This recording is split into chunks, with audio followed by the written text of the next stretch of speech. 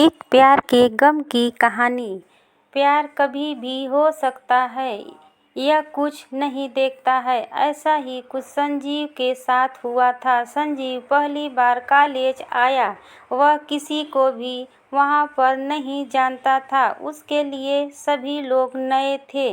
उसका पहला दिन बहुत ही मुश्किल से गया क्योंकि वह किसी को भी पहचानता नहीं था। संजीव वैसे तो बहुत अच्छा लड़का था, लेकिन उसने कभी भी किसी से प्यार नहीं किया था। जब उसे प्यार हुआ तो समझ चुका था कि प्यार से बढ़कर कुछ भी नहीं है। वह अपने कॉलेज में हर रोज आया करता। संजीव बहुत ही कम छुट्टियां लिया करता था। वह तो यही सोचता था कि जितना हम पढ़ सकते हैं उतना ही हमारे लिए कम होता है, इसलिए हमें ज़्यादा से ज़्यादा पढ़ना चाहिए। संजीव रेनू को बहुत पसंद करता था। वह हर रोज़ देखा करता और उसी के बारे में सोचा करता था। संजीव पढ़ाई में बहुत अच्छा था, लेकिन वह धीरे धीरे रेनू को पसंद करने लगा और हर रोज़ यही सोचा करता था कि उससे कैसे बात की जाए। संजीव का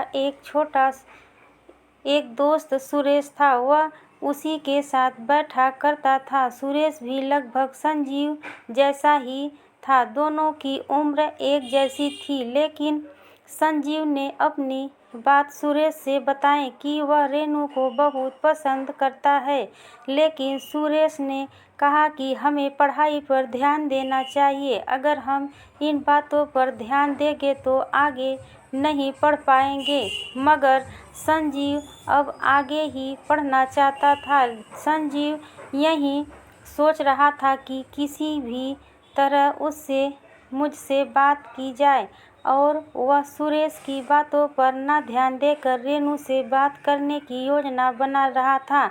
और एक दिन संजीव ने रेनू से बात करने के लिए आगे बढ़ने की कोशिश की, लेकिन तभी रेनू ने उससे बात करना पसंद नहीं किया क्योंकि वह नहीं जानती थी कि संजीव कौन है। क्योंकि संजीव पहली बार उस शहर में आया था और उस कॉलेज में भी वह पहले की तरह नया था, लेकिन धीरे धीरे लगातार कोशिश करने के बाद आखिरकार संजीव ने रेनू से बात करना शुरू कर दिया और रेनू भी संजीव धीरे धीरे पसंद आने लगा।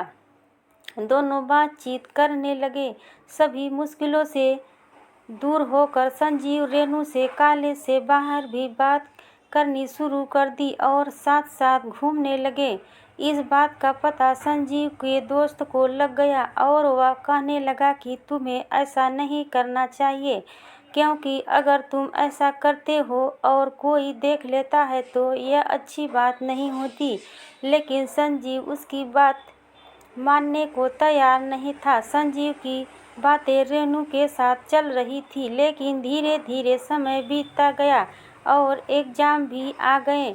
उसके बाद सभी लोग एग्ज़ाम की तैयारी करने लगे और जब एग्ज़ाम पूरे हो गए तो रेनू को वहाँ से जाना पड़ा, क्योंकि उसके पापा जिस कंपनी में काम करते थे वहीं दूसरी कंपनी में छोड़कर जाना पड़ा, जिसकी वजह से संजीव और रेनू अलग हो गए थे। और संजीव को आज भी यह बात याद आती है कि वह दिन बहुत अच्छे थे जब हम साथ में बातें करते थे। संजीव का प्यार ज़्यादा नहीं चल पाया, लेकिन उसे वह दिन बहुत अच्छे से याद है, जिसको वह बिल्कुल भी भूल नहीं सकता था। संजीव ने जब यह बात अपने दोस्त सुरेश को बताई तो उसके दोस्त ने कहा कि मैंने तो पहले ही कहा था कि तुम्हें ऐसा नहीं करना चाहिए, लेकिन तुम नहीं मान रहे थे। अब वह चली गई तो अब तुम्हें सोचने की ज़रूरत नहीं है। अब कुछ भी नहीं हो सकता। संजीव को सुरेश ने बहुत समझाया था कि तुम्हें ऐसा नहीं करना चाहिए था, तुम्हें इस प्यार को आगे नहीं बढ़ाना चाहिए था। जब तुम इसे आगे बढ़ा चुके थे तब तक बहुत देर हो चुकी थी। तुम सुनने को बिल्कुल भी तैयार नहीं थे। अब वह चली गई है तो अब तुम इस बारे में क्यों सोचते हो? सुरेश ने संजीव को बहुत समझाया था कि तुम्हें रेनू से प्यार नहीं करना चाहिए था, लेकिन रेनू से प्यार करके अपनी ज़िंदगी के खुशी के कुछ पल जो तुम्हारे साथ हो सकते थे वह भी धीरे धीरे कम हो गए हैं। अब तुम ज़्यादातर उदास रहते हो। वह वापस नहीं आने वाली है क्योंकि वह यह शहर छोड़कर चली गई है। अब तुम्हें अपना मन पढ़ाई पर लगाना होगा और मैं जानता हूँ कि यह बहुत मुश्किल है, लेकिन तुम्हें यह करना होगा, नहीं तो तुम धीरे धीरे अंदर से टूटते चले जाओगे।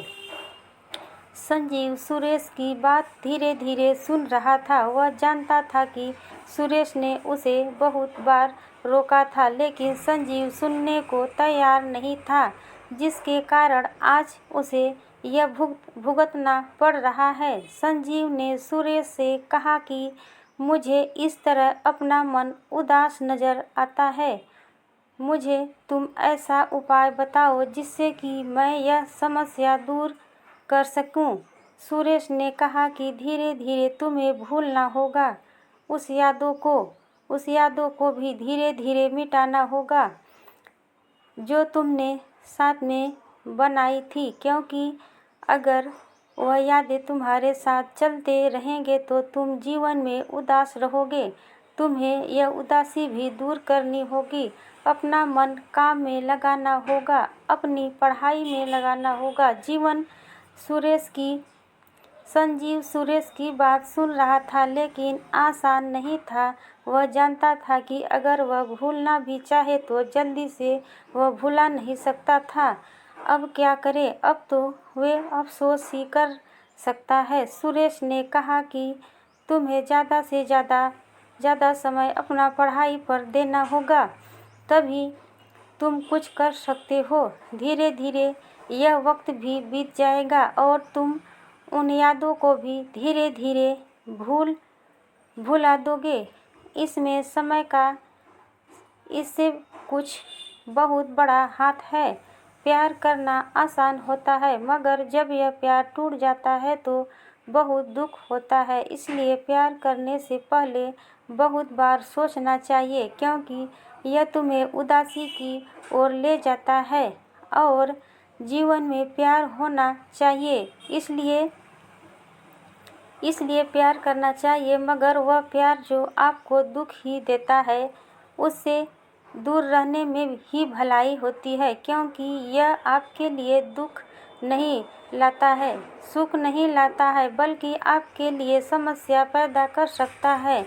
हेलो दोस्तों, अगर मेरी स्टोरी पसंद आई हो तो मेरे चैनल को सब्सक्राइब और लाइक ज़रूर कर दीजिएगा दोस्तों। प्लीज़ दोस्तों, राधे राधे, राधे राधे।